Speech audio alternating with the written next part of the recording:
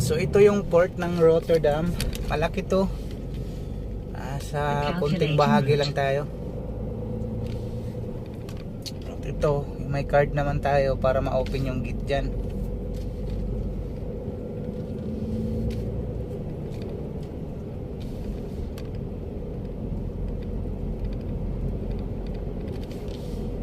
So after natin mag-discarga dito, magkakarga ulit tayo. Dyan lang malapit, mga 20 kilometers. Part pa rin ng Rotterdam, sa gilid ng dagat.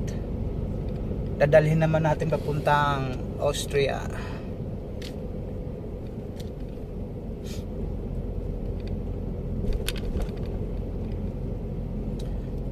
So buti hindi bumagsak yung trailer natin, mabigat pa naman yung karga niyan.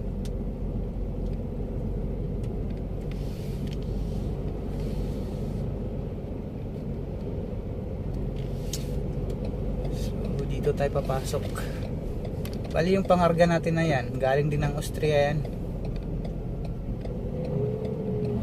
So ito ngayon, papasok tayo dito. Ito yung gate ng ano. Yan. Recalculating route.